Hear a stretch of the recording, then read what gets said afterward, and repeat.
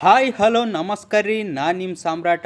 ಇವತ್ತು ನಾವು ಯಾವ ಕಡೆ ಹೊರಟಿದ್ದೀವಿ ಅಂದರೆ ಕಲಬುರ್ಗಿಯ ಆರಾಧ್ಯ ದೈವ ಶರಣಬಸವೇಶ್ವರ ಗುಡಿ ಕಡೆ ನಾವು ಹೊರಟಿದ್ದೀವಿ. ಇವತ್ತು ನಮ್ಮ ಹಳ್ಳಿ ದೇವರು ಹುಟ್ಟದಬ್ಬ ಸಲುವಾಗಿ ಕೇಕ್ ಕಟ್ ಮಾಡೋದು ಬೇಡ ಅಂತ ಶರಣಬಸಪ್ಪಜ್ಜರ ದರ್ಶನ ತಗೊಂಡು ಬರೋಕೆ ನಾವು ಹೊರಟಿದ್ದೀವಿ. ಈ ಜಿಟಿ ಮಳೆಯಲ್ಲಿ ಹೊರಗಡೆ ಹೋಗೋದೇ ಕಷ್ಟ ನಮಗೆ. ಅಂಥದ್ರಲ್ಲಿ ಮನೆಗೆ ಹೋಗಿ ಫುಡ್ ಡೆಲಿವರಿ ಮಾಡುವಂಥ ಈ ಡೆಲಿವರಿ ಬಾಯ್ಗೆ ಒಂದು ಸಲ್ಯೂಟ್ ಹೇಳಲೇಬೇಕು. ಶ್ರಾವಣ ಮಾಸ ಅಂತೂ ಶುರು ಆಯಿತು. ಈ ಶ್ರಾವಣ ಮಾಸದಲ್ಲಿ ನಮ್ಮ ಕಲಬುರ್ಗಿ ನಾಡಲ್ಲಿ ಪ್ರತಿ ಮನೆಯಲ್ಲಿ ಭಕ್ತಿ ಭಜನೆ ಅಂತ ತುಂಬಿ ತುಳ್ಕಾಡುತ್ತೆ. ಇದೇ ನೋಡಿ ನಮ್ಮ ಕಲಬುರ್ಗಿ ಆರಾಧ್ಯ ದೈವ ಶರಣಬಸವೇಶ್ವರ ಅಜ್ಜರ ಗುಡಿ.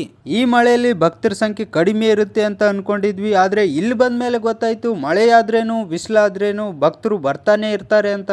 ಭಕ್ತರ ಸಂಖ್ಯೆ ಜಾಸ್ತಿನೇ ಇತ್ತು. ಯಾವ ಲೈನ್ ಅಲ್ಲಿ ಕಡಿಮೆ ಜನ ಇದಾರಂತ ನೋಡ್ಕೊಂಡು ನಾವು ಕೂಡ ಅದೇ ಲೈನ್ ಅಲ್ಲಿ ಹೋಗಿ ನಿಂತ್ಕೊಂಡ್ಬಿಟ್ವಿ. ಇನ್ನೊಂದು ವಿಶೇಷತೆ ನೋಡ್ಬೇಕಂದ್ರೆ PUCಗೆ ಬಂದ ತಕ್ಷಣ ಹಣೆ ಮೇಲೆ ಕುಂಕುಮ ಇಟ್ಕೊಳ್ಳೋಕ್ಕೂ ಹಿಂದೆ ಮುಂದೆ ನೋಡೋ ಈ ಕಾಲದಲ್ಲಿ ಮೆಡಿಕಲ್ ಸ್ಟೂಡೆಂಟ್ ಇರಲಿ, ಇಂಜಿನಿಯರಿಂಗ್ ಸ್ಟೂಡೆಂಟ್ ಇರಲಿ, ಚಿಕ್ಕವರಿಂದ ದೊಡ್ಡವ್ರವರೆಗೂ ಹಣೆ ಮೇಲೆ 3 ಬೊಟ್ಟು ವಿಭೂತಿ ಹಚ್ಕೊಳ್ಳೋ ಸಂಪ್ರದಾಯ ಸಿಗೋದು ನಮ್ಮ ಕಲಬುರ್ಗಿಲಿ ಮಾತ್ರ ಅನ್ಸುತ್ತೆ. ಬೇಗನೆ ಅಜ್ಜವ್ರ ದರ್ಶನ ಸಿಕ್ಬಿಡ್ತು. ದರ್ಶನ ಪಡ್ಕೊಂಡು ಹೊರಗಡೆ ಬಂದ್ಬಿಟ್ವಿ. ಏನಪ್ಪಾ ಅಂದ್ರೆ ಯಾವುದೇ ಗುಡಿ ದೇವಸ್ಥಾನಗಳಲ್ಲಿ ಸಿಗುವಂತ ನೆಮ್ಮದಿ ಪ್ರಶಾಂತವಾದ ವಾತಾವರಣ ಯಾವುದೇ ಐಷಾರಾಮಿ ಮನೆಯಲ್ಲೂ ಕೂಡ ಸಿಗಲ್ಲ. ಅದಕ್ಕೆ ಯಾವುದೇ ದೇವಸ್ಥಾನಕ್ಕೆ ಹೋದ್ರೂ ಕೂಡ 10 ನಿಮಿಷ ಕೂತ್ಕೊಂಡ್ಬರೋದು ನಮ್ಮ ಸಂಪ್ರದಾಯ.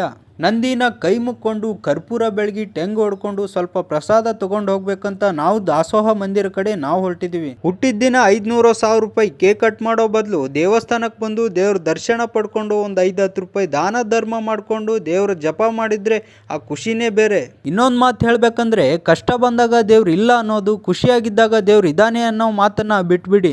ಕಷ್ಟನೋ ಸುಖನೋ ದೇವ್ರ ಮೇಲೆ ನಂಬಿಕೆ ಇಡಿ, ಭರವಸೆ ಇಡಿ, ಭಕ್ತಿ ಇಡಿ. ದೇವ್ರು ಒಂದಿಲ್ಲ ಒಂದಿನ ನಿಮಗೆ ಕೈ ಹಿಡ್ದೇ ಹಿಡಿತಾನೆ. ಈ ವಿಡಿಯೋನ ಇಲ್ಲಿಗೆ ಎಂಡ್ ಮಾಡ್ತಾ ಇದ್ದೀನಿ. ಇನ್ನೂ ನಮ್ಮ ಚಾನಲ್ಗೆ ಯಾರು ಸಬ್ಸ್ಕ್ರೈಬ್ ಆಗಿಲ್ಲ ಅಂದರೆ ಸಬ್ಸ್ಕ್ರೈಬ್ ಆಗಿ, ಶೇರ್ ಮಾಡಿ, ಹೀಗೆ ಸಪೋರ್ಟ್ ಮಾಡ್ತಾ ಇರಿ.